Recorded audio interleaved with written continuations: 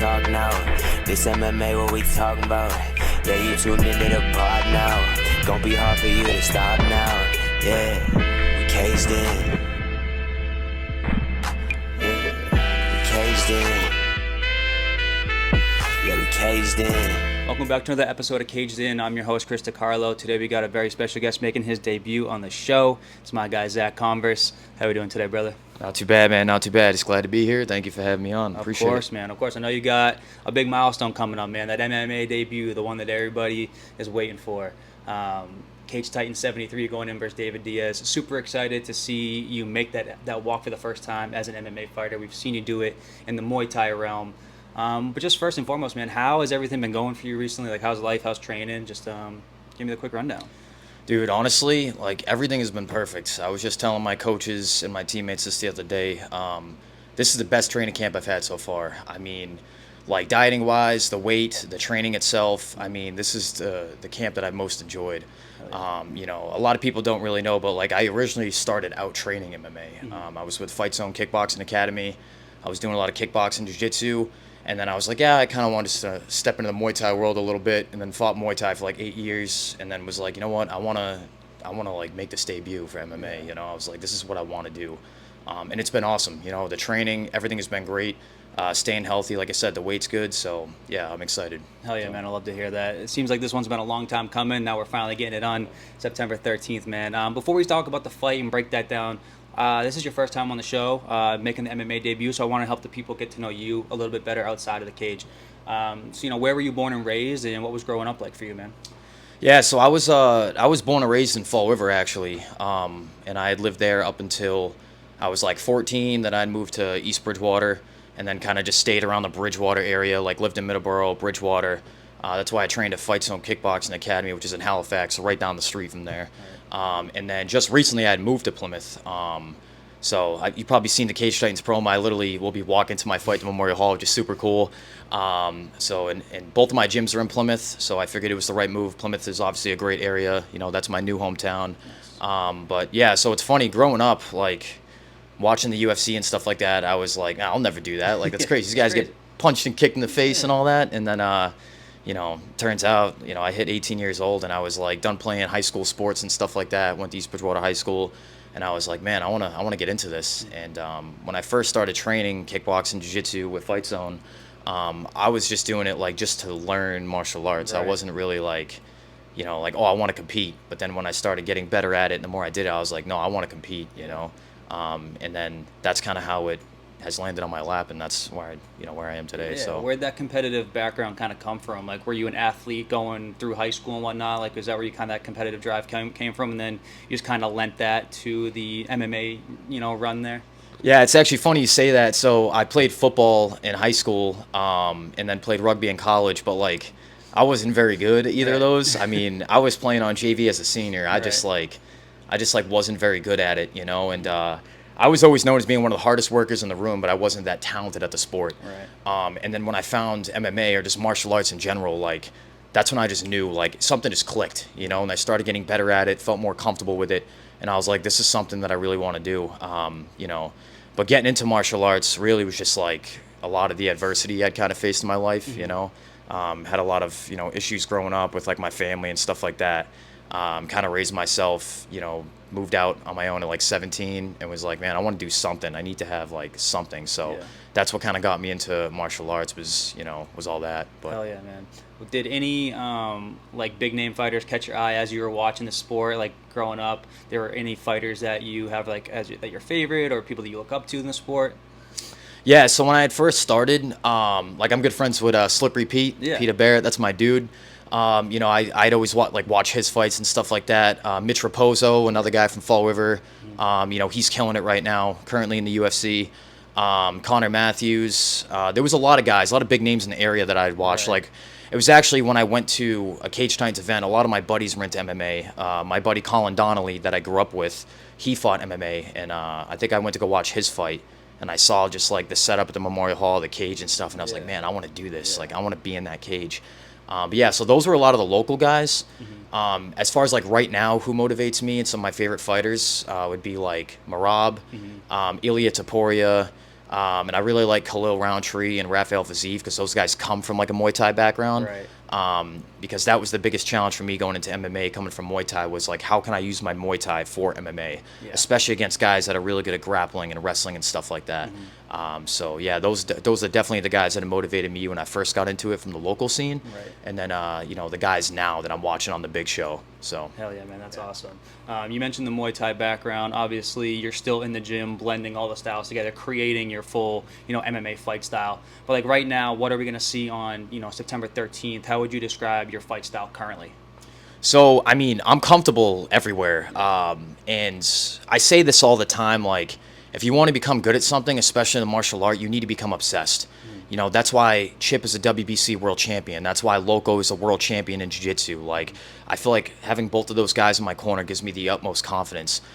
So I am comfortable wherever. Like, I knew like I had a limited grappling and wrestling background, so that's what I targeted in my training camp. And now I feel like my training has rapidly progressed in that, and I feel comfortable there.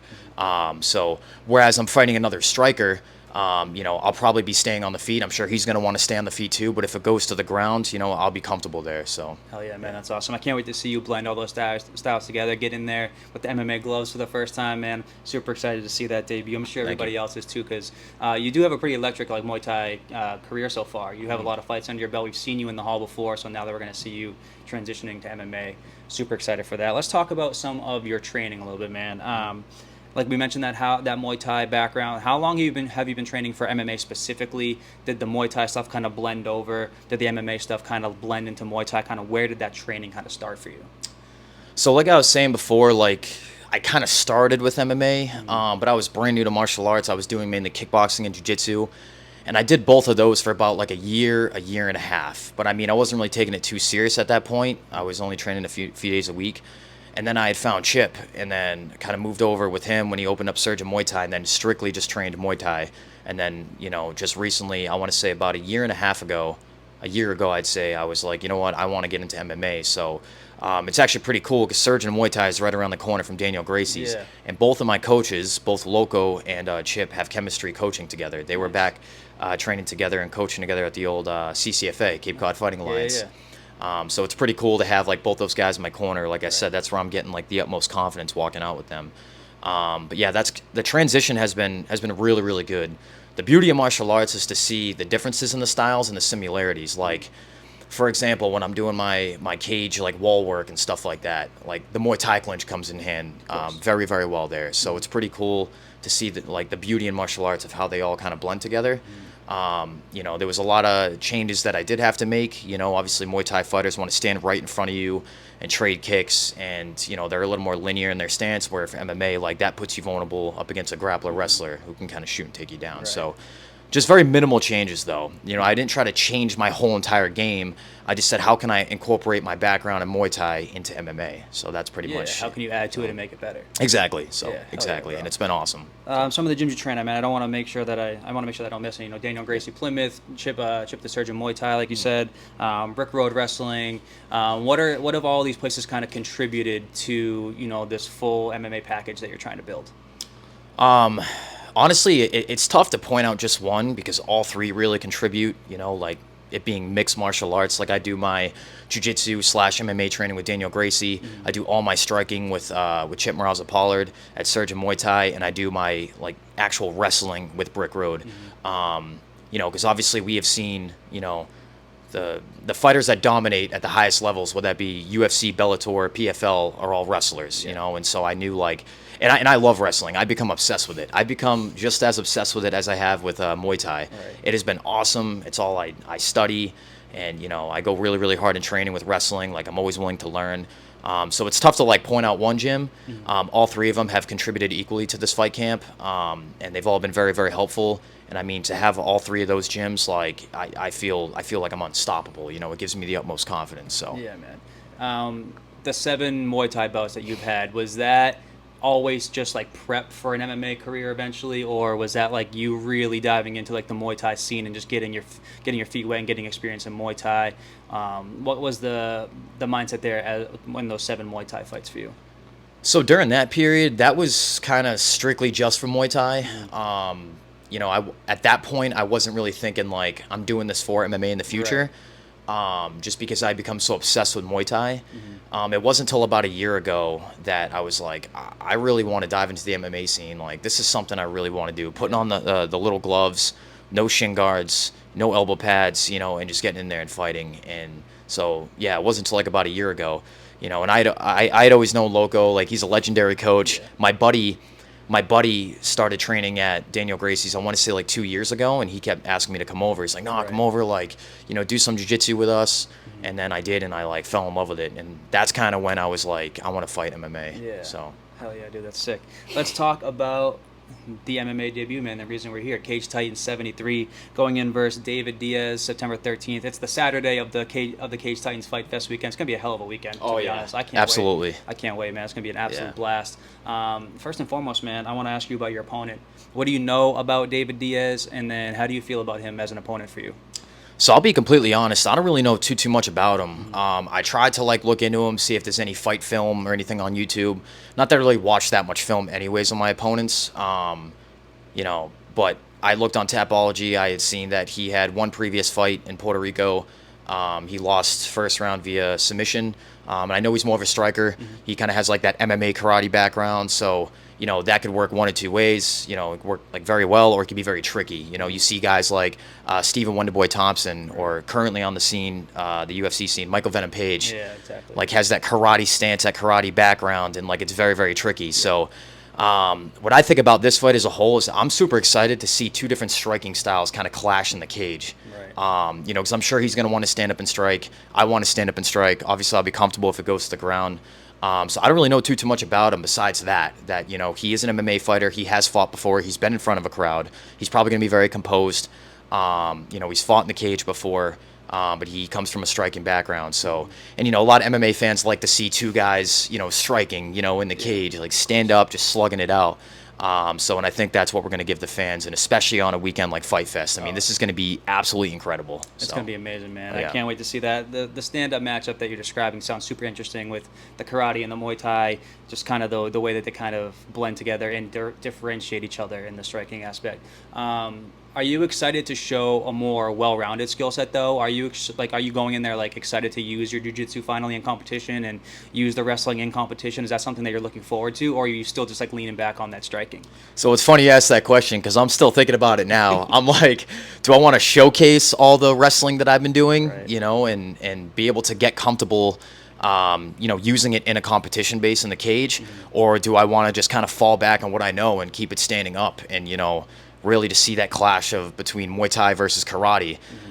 So, I mean, honestly, the game plan would just be go in there and just see where it goes. Yeah. Like, if it goes to the ground, then fine. You know, I'll be working my wrestling and my jiu-jitsu.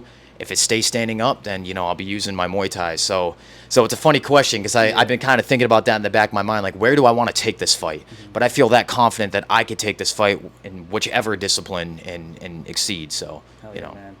You do have one Muay Thai fight under the Cage Titans banner in the Memorial Hall. Does that give you any added like comfort or like confidence knowing that you've made the walk in the venue before, you know the type of crowd that's going to be there, you've been under those lights before? Does that give you some added confidence going into this one, even though it's MMA and not Muay Thai? Oh, absolutely. I mean, we all know that the Plymouth Memorial Hall crowd is absolutely electric. Like, the Cage Titans crowd is electric. I mean, I'm sure they fit probably like 1,800 to over 2,000 people in there, Yeah. especially by the end of the night. So it definitely has helped. I mean, it has helped too to corner for some of my teammates in the Memorial Hall. Just being in that crowd, kind of feeling the noise and stuff like that, and especially fighting in the cage, you know. So it definitely helps, like, the nerves and things like that. Plus, I'm always going to the fights, you know, to watch and support my teammates, or just to be there to see who's coming up on the local fight scene. So just being in that environment has definitely always helped. Hell yeah, man. What can the fans in Plymouth Memorial Hall expect from the MMA debut of Zach Converse on September 13th? I could say one thing: they could definitely expect fireworks. I mean, I love getting the crowd going, the crowd work and stuff. If you watch my second to last, or both of my last Muay Thai fights at No Boundary, like, you know, I just love getting the crowd going. Like, what I try to do to help the nerves is kind of like use the crowd like with me, you know, to yeah. just, I always say, like, own the moment, be in the moment, you know, don't be nervous, like, enjoy it. Like, that's why we do it, is because it's fun. you know, and we're driven and we're dedicated and motivated. Like, that's why we do it. So, you know, use the crowd like with you, if that makes sense. And as momentum to move forward. So, you know, it's pretty cool because I was mentioning this the other day to my coaches. You know, this being my second time stepping in the Memorial Hall. First time was Muay Thai, this time MMA. By the end of this, I'll have fought on 2 great Cage Titans events. So my Muay Thai fight was actually on Cage Titans 50. So they did a day-night doubleheader, and I fought during the daytime, and that was the 50th anniversary of Cage Titans. Now I get to fight on a special event, you know, such as Cage Titans Fight Fest. So it's pretty cool to have both of those fights be in such a really cool, you know, setting and stuff like that. So definitely, man. And you mentioned that you now live in Plymouth. You're right down the road from the Memorial Hall. Does that mean we can expect like a pretty decent-sized Zach Converse cheering section inside the hall, man? Are they going to be getting rowdy in there on the 13th? Oh yeah, absolutely, man. I'll definitely be representing my current hometown. You know, you've probably seen the Cage Titans promo. It's gonna be pretty cool. Like I said, I'm gonna be walking to my fight, you know, and walking to Tavern on the Wharf after.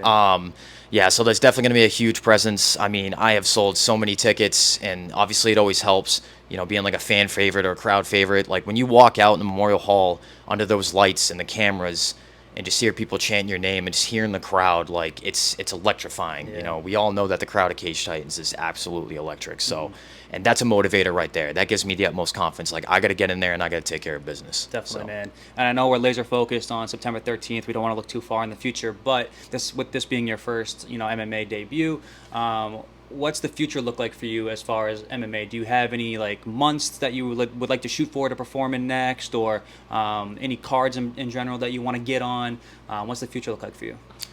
Yeah, so I've actually been thinking about that a lot this past week. You know, obviously my sole focus right now is on September 13th. My sole focus is on David Diaz, but obviously I still kind of want to like foreshadow and look into the future a little bit.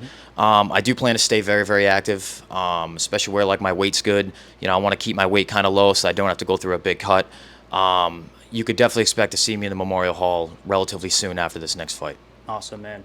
Zach, I appreciate you coming on here to make the trip Anytime. out to the Thank studio. you. Thanks for coming out and talking to me, man. MMA debut is a special thing, brother, so I'm happy that we got to chop it up beforehand. We can look back on this Absolutely. later, and it'd be a pretty cool thing, man. Yeah. So thanks for coming on. Thanks for before I let you go, I almost forgot. Where can the people find you on social media? Anybody you want to shout out? Anybody you want to thank? Man, now's your time. Oh, yeah, for sure. So Instagram handle is Zach_Converse. First and last name. So, I mean, you probably see me on the Cage Titans page and stuff like that. They've been sharing a lot of my stuff. Obviously, I want to thank all 3 of my teams. I want to thank Coach Freddie, you know, Caleb and Anthony, my coaches over at Brick Road Wrestling. I want to thank everybody at Surgeon Muay Thai, especially Chip Morales at Pollard. I mean, he's been in my corner for all my fights.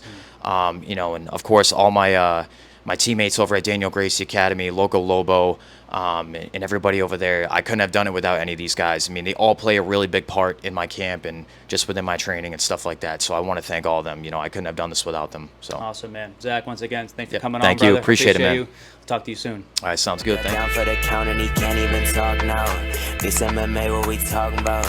Yeah, you tuned into the pod now. Gonna be hard for you to stop now. Yeah, we caged in. Yeah, we caged in. Yeah, we caged in.